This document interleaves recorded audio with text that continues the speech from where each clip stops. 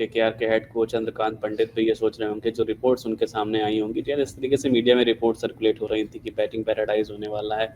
और वानखेड़े में अक्सर ये देखा गया है कि बैटर्स के लिए एक अच्छी मदद होती है और वहाँ पे बिग स्कोरिंग मैचेस देखने को मिलते हैं। लेकिन जिस तरीके से केकेआर का किला ढह गया है, कह सकते हैं केकेआर बिल्कुल कह सकते तरीके से जो इमेजिन नहीं करके आए होंगे कि 16.2 ओवर्स में पूरी की पूरी टीम ऑल आउट होकर पवेलियन वापस लौट जाएगी, ये इमेजिन नहीं करके होंगे। जहां पर क्विंटन डिकॉक 97 रन की पारी खेल कर आए हों, सुनील नारायण जो ठीक है पिछले मुकाबले में नहीं थे लेकिन उनके पास भी बहुत एक्सपीरियंस है, अजिंक्य रहाणे अगर वो आज अपना नेचुरल गेम भी खेलते, T20 गेम नहीं भी खेलते तो भी बहुत कुछ कर सकते थे। एंग्री क्रैकपोल्सी हालांकि उन्होंने छोटी पारी जरूर खेली। वेंकटेश अय्यर जितने महंगे उनको कह सकते हैं इतनी महंगी कीमत में केकेआर ने रिटेन किया था, अपनी कीमत को जस्टिफाई अभी तक तो नहीं कर पाए हैं IPL 25 के कैंपेन में। रिंकू सिंह भी कह सकते हैं उतना अच्छा परफॉर्मेंस उनके बल्ले से निकला। मनीष पांडे को मौका मिला आज पहली बार, शायद ये एक इकलौता मौका हो जो मनीष पांडे को इस IPL 25 के कैंपेन में मिला है, लेकिन उस कह सकते हैं मौके को भी वो सही से कैच नहीं कर पाए।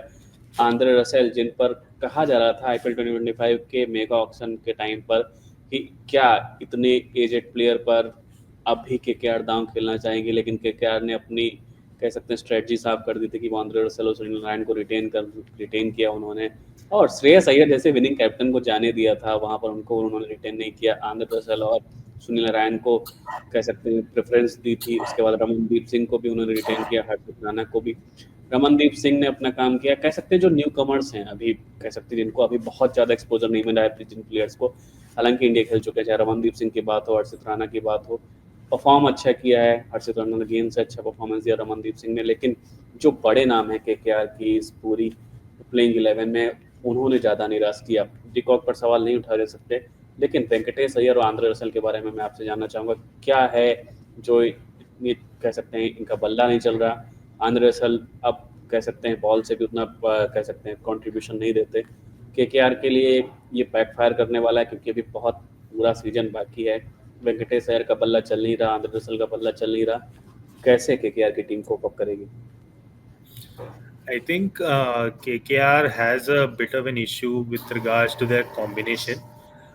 जैसे पिछले लाइव स्ट्रीम्स में भी रुद्रांश भी बोल रहा था कि Rahane coming in at number 3 really messes things up for Venkatesh Iyer, क्योंकि I think he is someone who should come up the order, या फिर रघुवंशी को ऊपर खिलाओ और वेंकटेश को 4 पे खिलाओ।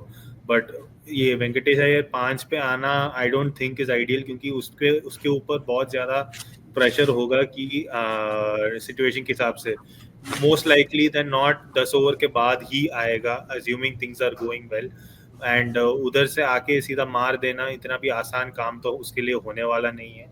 एंड आंड्रे रसेल के बारे में तो एक पिछले सीजन T20 वर्ल्ड कप वाला ईयर था, IPL भी उससे पहले आइडियल प्रिपरेशंस। अब ये दोनों एक ही साल में हो रहा है तो मैं थोड़ा प्रिपेयर कर लूंगा। इस साल तो वो वाला जो भी देखा था पिछले साल वो दिखाई नहीं दे रहा है, पता नहीं क्या हो गया इसको। बट हाँ, KKR did take a big gamble in retaining both Venkatesh and Russell, and so far it hasn't turned out well for them.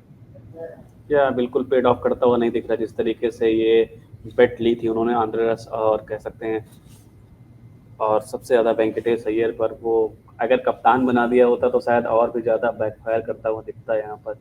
हालांकि जो आपने पॉइंट आउट किया कि अजिंक्य रहाणे जो 3 नंबर पर बैटिंग करने आ रहे हैं, एक बैटिंग ऑर्डर में चेंज होने से भी वेंकटेश अय्यर की परफॉर्मेंस पर बहुत बड़ा असर पड़ा है।